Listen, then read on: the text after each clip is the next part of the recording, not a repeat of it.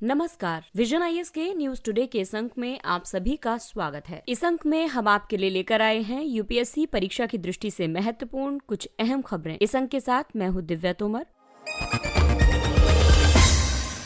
आइए सबसे पहले बात करते हैं इस अंक की खास खबरों के बारे में। आरबीआई ने अक्टूबर 2022 से प्रभावी होने वाले गैर बैंकिंग वित्त कंपनियों के लिए त्वरित सुधारात्मक कार्रवाई ढांचे का अनावरण किया। विश्व व्यापार संगठन विवाद समिति ने भारत द्वारा प्रदान की जाने वाली चीनी निर्यात सब्सिडी के विरुद्ध निर्णय दिया। यूरोपीय संघ के विधि निर्माताओं ने बड़ी प्रौद्योगिकी कंपनियों के लिए ऑनलाइन कंटेंट पर नियम जारी किए। खाद्य और कृषि संगठन द्वारा खाद्य एवं कृषि के लिए विश्व की भूमि और जल संसाधनों की स्थिति रिपोर्ट जारी की गई। उच्चतम न्यायालय ने केंद्र को 4 धाम के 3 राजमार्गों को चौड़ा करने की अनुमति प्रदान की और केंद्रीय सार्वजनिक क्षेत्र के उद्यमों में विनिवेश के लिए वित्त मंत्रालय ने दिशा निर्देश जारी किए। और आइए अब खबरों पर विस्तार से चर्चा करते हैं। इस अंक की पहली खबर पेपर 3 के टॉपिक बैंकिंग क्षेत्र से है। भारतीय रिजर्व बैंक ने अक्टूबर 2022 से प्रभावी होने वाले गैर बैंकिंग वित्त कंपनियों के लिए त्वरित सुधारात्मक कार्रवाई यानी प्रॉम्प्ट करेक्टिव एक्शन ढांचे का अनावरण किया है। दरअसल ये कदम पिछले कुछ वर्षों में IL&FS, DHFL, श्रेयस समूह और रिलायंस कैपिटल जैसी बड़ी गैर बैंकिंग वित्त कंपनियों के वित्तीय संकट में पड़ने की वजह से उठाया गया है। NBFCs ऐसी संस्थाएं होती हैं जो कि बैंक के समान होती हैं, लेकिन कुछ अन्य वित्तीय सेवाएं भी प्रदान करती हैं, लेकिन इनके पास बैंकिंग लाइसेंस नहीं होता है। आइए अब आपको बताते हैं कि इन प्रॉम्प्ट करेक्टिव एक्शंस के लिए कौन सी उत्प्रेरक सीमाएं लगाई गई हैं। कोर निवेश कंपनियों के अलावा NBFCs के लिए संकेतक के तौर पर देखें तो CRAR यानी जोखिम भारित आस्तियों की तुलना में पूंजी अनुपात RBI विनियामक के मुताबिक न्यूनतम 15% होना चाहिए और इसकी सीमा है 12 से 15% से कम। दूसरी सीमा है 9 से 12% से कम और तीसरी सीमा है 9% से नीचे की। इसके अलावा दूसरा संकेतक है टियर 1 पूंजी अनुपात। इसके लिए RBI विनियामक ने न्यूनतम सीमा 10% लगाई है। वहीं जोखिम के अंतर्गत पहली सीमा है 8 से 10% की,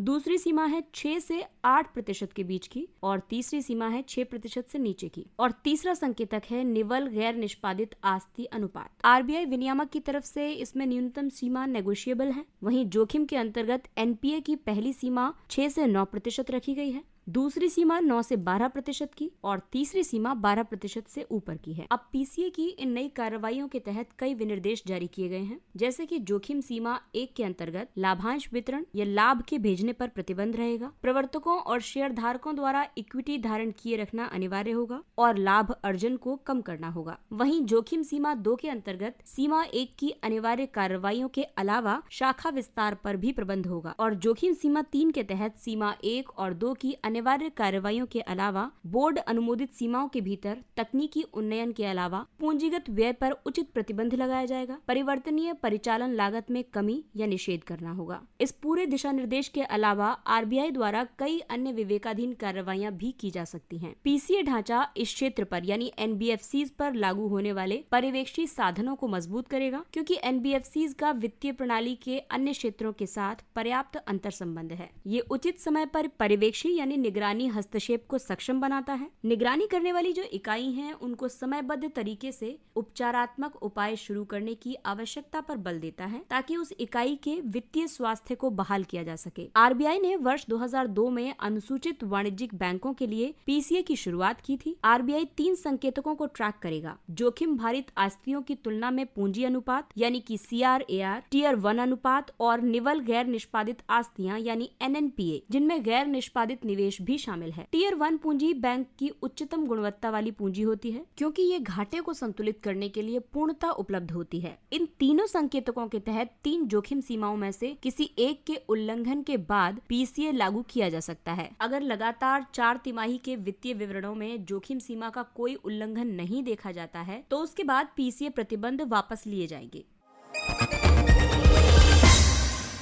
WTO विवाद समिति ने भारत द्वारा प्रदान की जाने वाली चीनी निर्यात सब्सिडी के विरुद्ध निर्णय दिया है। ऑस्ट्रेलिया, ब्राजील और ग्वाटेमाला ने शिकायत की थी कि भारत द्वारा गन्ना उत्पादकों को प्रदान की जाने वाली घरेलू सहायता विश्व व्यापार संगठन द्वारा अनुमत सीमा से ज्यादा है। साथ ही भारत चीनी मिलों को निषिद्ध की हुई निर्यात सब्सिडी भी प्रदान करता है।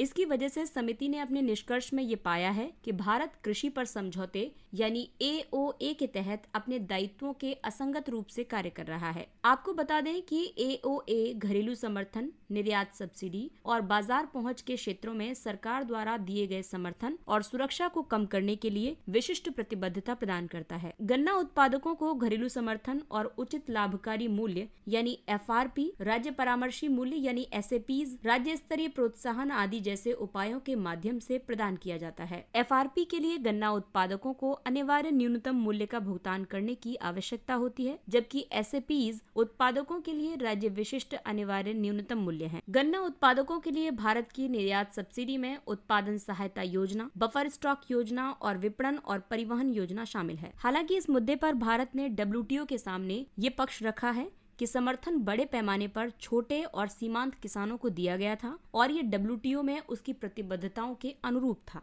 AOA के अनुसार घरेलू समर्थन न्यूनतम स्तर से ज्यादा नहीं होना चाहिए। न्यूनतम स्तर विकसित देशों के लिए उत्पादन के मूल्य के 5% तक और भारत जैसे विकासशील देशों के लिए 10% तक है। इसके अलावा AOA और सब्सिडी तथा काउंटरवेलिंग उपायों पर समझौतों के तहत WTO के सदस्यों से निर्यात सब्सिडी कई कृषि उत्पादों के लिए प्रतिबंधित है।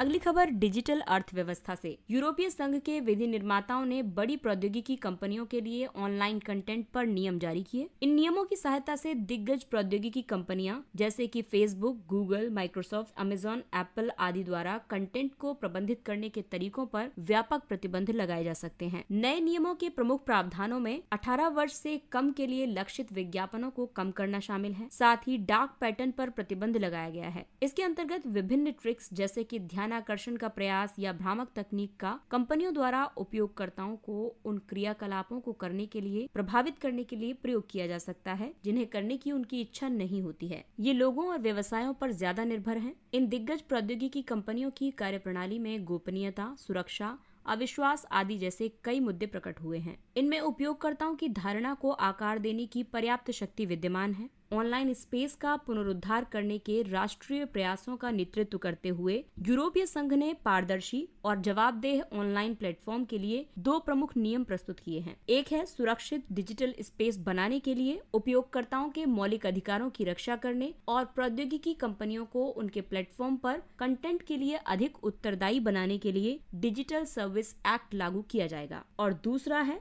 दिग्गज प्रौद्योगिकी कंपनियों पर नियंत्रण को मजबूत करने के लिए डिजिटल गेटकीपर के रूप में तथा नवाचार, विकास और प्रतिस्पर्धा को बढ़ावा देने के लिए एक समान अवसर स्थापित करने के लिए डिजिटल मार्केट एक्ट लागू किया जाएगा। ऑनलाइन कंटेंट की दिशा में भारत में भी कई पहलें हुई हैं, जैसे कि सूचना प्रौद्योगिकी मध्यवर्ती दिशा निर्देश और डिजिटल मीडिया आचार संहिता नियम 2021 और दूसरा है digital commerce for open network आदि। अगली खबर पेपर 1 के टॉपिक भूमि संसाधनों से। खाद्य और कृषि संगठन ने खाद्य एवं कृषि के लिए विश्व की भूमि और जल संसाधनों की स्थिति रिपोर्ट यानी 16/2021 जारी की है। रिपोर्ट का उद्देश्य वैश्विक खाद्य प्रणालियों में कृषि के लिए निहितार्थों का मूल्यांकन करना और भूमि एवं जल की संयुक्त भूमिका को बदलने में सहायक समाधानों पर सुझाव देना है। इस रिपोर्ट के मुख्य निष्कर्षों की बात करें तो इसमें कहा गया है कि विश्व की भूमि, मृदा और जल संसाधनों पर सबसे ज्यादा दबाव कृषि का है। इसके अलावा जलवायु परिवर्तन से वाष्पोत्सर्जन में वृद्धि होने की वजह से वर्षा की मात्रा और वितरण में परिवर्तन की संभावना है। रिपोर्ट में ये भी कहा गया है कि इससे भूमि या फसल की उपयुक्तता में बदलाव और नदी के प्रवाह तथा भूजल पुनर्भरण में भी बदलाव हो सकता है। 16 रिपोर्ट के मुताबिक लगभग 1/3 वर्षा आधारित फसली भूमि और लगभग आधी सिंचित भूमि मानव प्रेरित भूमि क्षरण से प्रभावित है। उत्तरी अफ्रीका, दक्षिण एशिया और मध्य पूर्व पश्चिमी एशिया में 60% से ज्यादा सिंचित क्षेत्र का क्षरण हो गया है। बड़े पैमाने पर वाणिज्यिक जोत कृषि भूमि उपयोग पर प्रभावी है।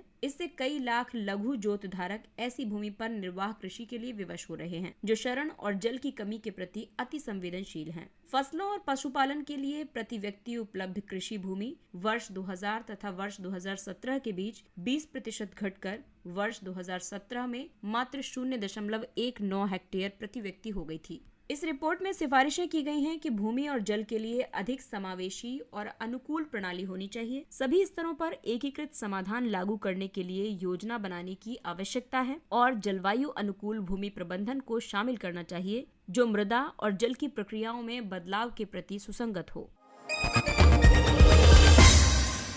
उच्चतम न्यायालय ने केंद्र को 4 धाम के 3 राजमार्गों को चौड़ा करने की अनुमति प्रदान की है। उच्चतम न्यायालय ने भारत चीन सीमा पर त्वरित सैन्य तैनाती के लिए रक्षा मंत्रालय द्वारा महत्वपूर्ण माने जाने वाले 3 राजमार्गों को चौड़ा करने के सरकार के अधिदेश को यथावत रखा है। उच्चतम न्यायालय ने पूर्व में अनुमोदित 5.5 मीटर चौड़ी सड़क की बजाय अब केंद्र को 10 मीटर चौड़ी पक्की सड़कों के निर्माण की अनुमति दे दी है। उच्चतम न्यायालय ने एक पर्यवेक्षण समिति जो कि न्यायमूर्ति A.K. सीकरी की अध्यक्षता में गठित की गई थी, इस समिति के द्वारा अनुशंसित उपचारात्मक उपायों के कार्यान्वयन को सुनिश्चित करने के लिए गठित की गई है। ये 3 राष्ट्रीय राजमार्ग हैं, ऋषिकेश से माणा, ऋषिकेश से गंगोत्री और टनकपुर से पिथौरागढ़। ये राजमार्ग भारत चीन सीमा की ओर जाने वाली सामरिक फीडर सड़कों के रूप में कार्य करते हैं। ये 4 धाम राजमार्ग परियोजना यानी CDHP का हिस्सा है। इस परियोजना का उद्देश्य उत्तराखंड के 4 पवित्र शहरों यमुनोत्री, गंगोत्री, केदारनाथ और बद्रीनाथ को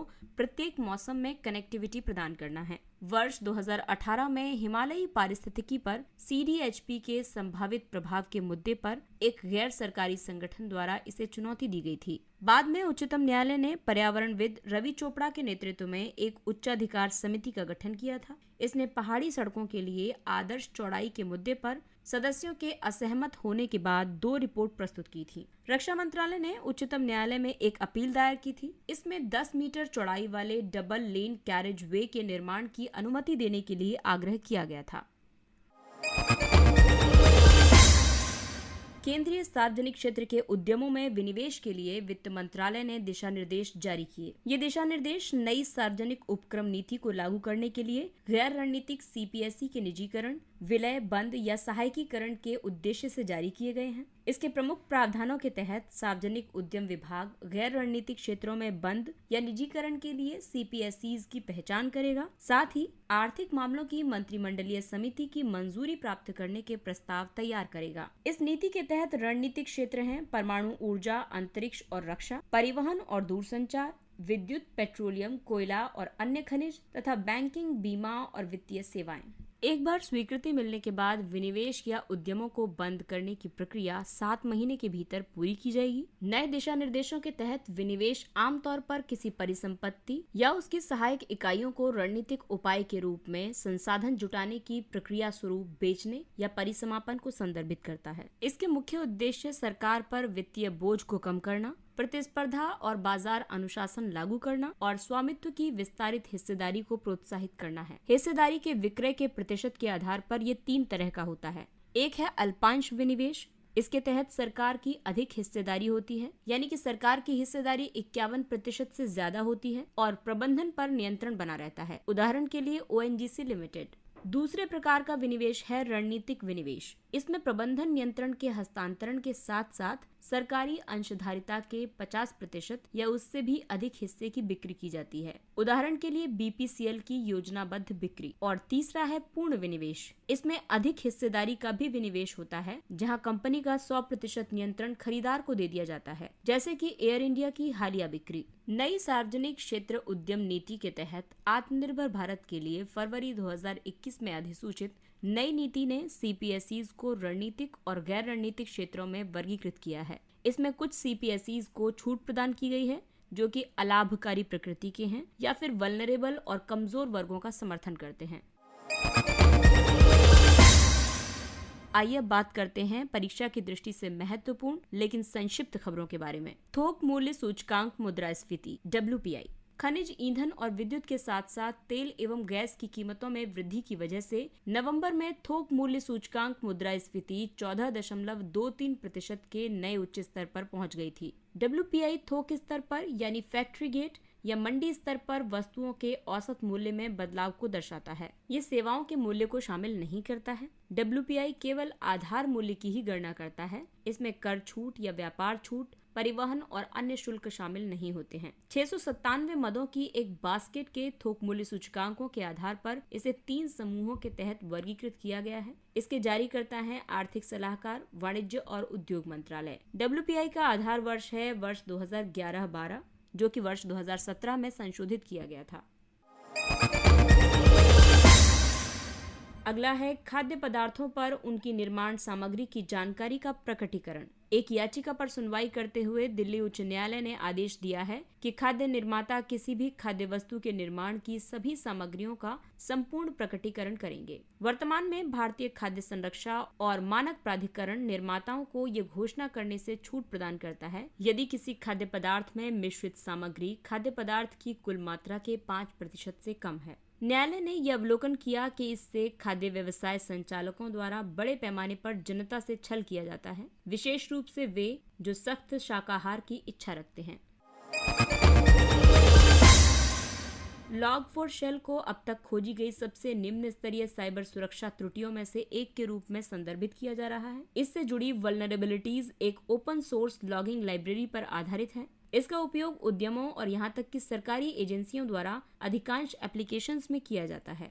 इस सुभेद्यता का उपयोग करके हैकर्स किसी एप्लीकेशन तक पहुंच प्राप्त कर सकते हैं और संभावित रूप में किसी डिवाइस या सर्वर पर दुर्भावनापूर्ण सॉफ्टवेयर का संचालन कर सकते हैं। भारतीय विज्ञान शिक्षा एवं अनुसंधान संस्थान भोपाल ने चांदी के नैनो मटेरियल्स निर्मित करने के लिए प्रक्रिया विकसित की। नैनो आकार के कणों के रूप में मौजूद चांदी में रोगाणुरोधी गुण होते हैं। ये नैनो कण सिंगलेट ऑक्सीजन स्पीशीज उत्पन्न करते हैं। ये स्पीशीज रोगाणुओं के कोशिकीय दबाव को बढ़ाते हैं और इसकी वजह से उनकी कोशिका झिल्ली को अचानक से खोलते एवं बाधित करते हैं। इससे कोशिकाओं से प्रोटीन का रिसाव होता है जिससे उनकी मृत्यु हो जाती है। शोधकर्ताओं ने सिल्वर नाइट्रेट को अमीनो अम्ल और टायरोसिन के साथ इसकी अभिक्रिया संपन्न की ताकि चांदी के नैनो मटेरियल्स का उत्पादन किया जा सके। टायरोसिन मांस, डेयरी उत्पाद, नट्स और फलियों सहित कई खाद्य पदार्थों में मौजूद होता है। भू परीक्षक ये एक पोर्टेबल मृदा परीक्षण उपकरण है। इसे IIT कानपुर द्वारा विकसित किया गया है। ये एक अंतर्निहित मोबाइल एप्लीकेशन के उपयोग से केवल 90 सेकंड में मृदा के स्वास्थ्य का पता लगा सकता है। ये मृदा स्वास्थ्य कार्ड के लिए प्रतीक्षा की लंबी प्रक्रिया को समाप्त करने का प्रयास करता है। त्वरित मृदा परीक्षण उपकरण उर्वरकों की अनुशंसित मात्रा के साथ मृदा स्वास्थ्य मानकों को प्राप्त करने में प्रत्येक किसान की सहायता करेगा। इसके द्वारा मृदा के 6 मापदंड नाइट्रोजन, फास्फोरस, पोटेशियम, कार्बनिक कार्बन, मृतिका सामग्री और धनायन विनिमय क्षमता का पता लगाया जा सकता है। शुद्ध शून्य ऊर्जा भवनों के लिए जीरो लेबलिंग यानी NZEB। हाल ही में NZEB और नेट पॉजिटिव एनर्जी बिल्डिंग के लिए शून्य कार्यक्रम को शुरू किया गया था। NZEB कम ऊर्जा मांग वाली अत्यधिक कुशल इमारतें हैं। एक वर्ष में एक इमारत में खपत की गई कुल ऊर्जा को कुल निर्मित क्षेत्र से विभाजित करके प्राप्त किए गए एनर्जी परफॉर्मेंस इंडेक्स के आधार पर 10 या 10 से कम एनर्जी परफॉर्मेंस इंडेक्स या 0 किलोवाट आवर्स या मीटर स्क्वायर वर्ष वाले भवनों को 0 लेवल प्रदान किया जाएगा। वहीं इससे ज्यादा EPI वाले भवनों को 0+ लेवल प्रदान किया जाएगा। ये ऊर्जा कुशल भवनों के निर्माण और इसे NZEB या NPEB बनाने के लिए और सुधार करने के लिए प्रोत्साहित करेगा। छठा भारत जल प्रभाव शिखर सम्मेलन। IWIS का विषय नदी संसाधन आवंटन, क्षेत्रीय स्तर पर नियोजन और प्रबंधन था। इसके तहत गंगा नदी के लिए क्षेत्रीय स्तर के दृष्टिकोण को अपनाया गया था और गंगा कायाकल्प पर ध्यान केंद्रित करते हुए गंगा नदी बेसिन को वर्गीकृत किया गया था। नदी एटलस, उत्तराखंड नदी एटलस, अलकनंदा और भागीरथी नदी बेसिन एटलस, यमुना नदी बेसिन एटलस और समर्थ गंगा रिपोर्ट है। वहीं चमड़ा व्यापार सूचना पोर्टल एक समाधान उन्मुख साधन है जो चर्म शोधन कारखानों को उनके पर्यावरणीय प्रदर्शन का स्वमूल्यांकन करने में मदद करेगा। आइए बात करते हैं सुर्खियों में रहे स्थान के बारे में। साइबेरिया। हाल ही में विश्व मौसम संगठन ने रूसी शहर वर्खोयांस्क में उच्चतम तापमान 38 डिग्री सेल्सियस दर्ज किया। साइबेरिया रूस और उत्तरी कजाकिस्तान के विशाल क्षेत्र और संपूर्ण उत्तरी एशिया में शामिल है। ये पश्चिम में यूराल पर्वत से पूर्व में प्रशांत महासागर तक और आर्कटिक महासागर से दक्षिण की ओर उत्तर मध्य कजाकिस्तान की पहाड़ियों और मंगोलिया तथा चीन की सीमाओं तक फैला हुआ है। इसकी भौगोलिक विशेषताओं की बात करें तो पश्चिमी साइबेरियाई पठार और ये मध्य साइबेरियाई पठार है। यहाँ पर अधिकतर उप आर्कटिक जलवायु पाई जाती है। यूराल पर्वत, अल्ताई पर्वत और वर्खोयांस्क रेंज यहाँ के प्रमुख पर्वत हैं। क्लाइचेस्काया सोपका यहाँ का उच्चतम बिंदु है। ये कमचटका प्रायद्वीप पर सक्रिय ज्वालामुखी है। इसके अलावा यहाँ बेकाल झील है, जो कि विश्व की सबसे प्राचीन और गहरी झील है, और साइबेरिया में विश्व की 7वीं सबसे लंबी नदी ओब। इसके अलावा येनिसी और लीना भी यहाँ की प्रमुख नदियाँ हैं। अगला है चुमार और डेमचोक लद्दाख। सरकार ने सीमा क्षेत्र विकास योजना के तहत 14,708 सीमावर्ती गांवों में दूरसंचार बुनियादी ढांचे को उन्नत किया है।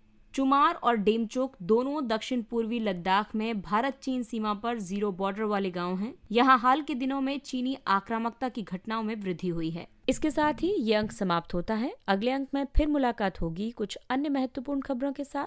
तब तक सावधानी बरतिए, क्योंकि कोरोना अभी समाप्त नहीं हुआ है। इसलिए मास्क पहनें, सुरक्षित दूरी बनाए रखें, हाथ और चेहरा साफ रखें और टीकाकरण अवश्य करवाएं। और अब हमें यानी विजन IAS की पूरी टीम को दीजिए इजाजत। नमस्कार।